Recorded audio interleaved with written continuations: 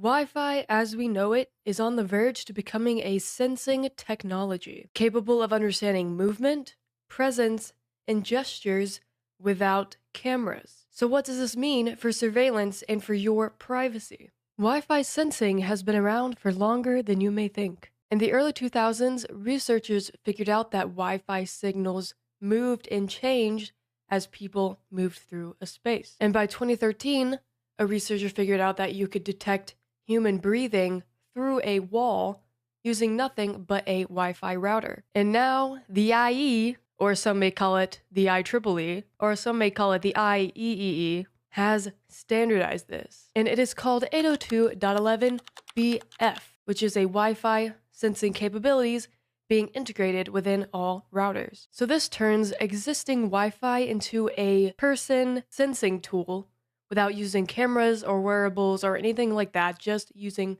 Wi-Fi and then the waves that it emits. So I wanted to see for myself how much Wi-Fi could actually see. I grabbed a cheap ESP32 board and flashed some open source firmware onto it and pointed it at myself to see if Wi-Fi could detect my presence and other people's presence in a room. So when I got everything hooked up, it did sense my presence. It saw my heart rate, my breathing rhythm, it did my pose detection, and it detected multiple people walking around within the space. Now, for this experiment, I only had one ESP32 board, which it does recommend at least two, so the sensing is a little janky compared to if you had two or multiple ESP32 boards, but with only one ESP32, it does get the job done. When it was detecting two people walking around, as you can see, the bigger blob of light was me,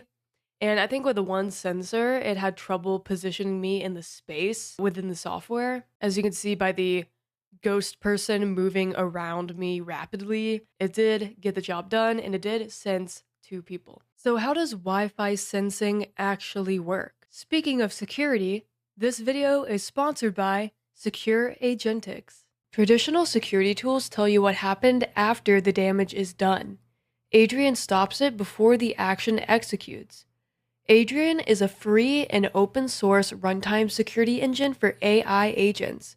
It wraps around your existing LangChain agent in just a few lines of code and monitors reasoning and tool activity in real time, detects suspicious behavior, and can literally pause execution before harm happens. If you want to check out Adrian for yourself, the link is in the description. And this is where things start to get really weird. Think of your Wi-Fi like a sonar. So for example, bats use sonar to figure out where they are within a space. They send out sound waves and it bounces off objects and then comes back to them. Wi-Fi does the same thing, but with radio waves. Every time a Wi-Fi signal bounces off your body, it comes back as something different.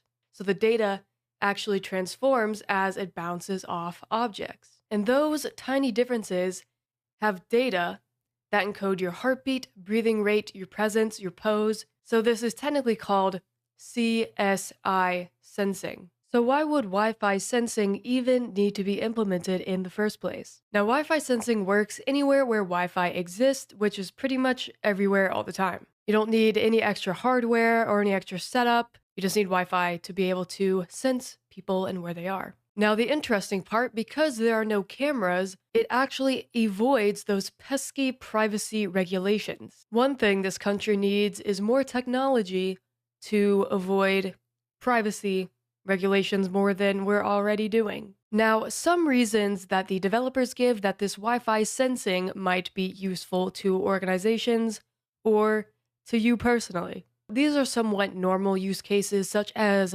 elderly care, hospital, patient monitoring, things like that. Like, yeah, I could see this being used for those use cases, and that's somewhat valid. Now, the more so concerning use cases is in the hotel and hospitality section. Room occupancy without door sensors, minibar and bathroom usage patterns, energy savings on empty rooms. I don't know about you, but I wouldn't want someone seeing an infrared outline of me and my bathroom usage, or my hotel room occupancy. But it'll save up to 15 to 20% of HVAC savings, so can't really argue with that. Another one is border and perimeter security.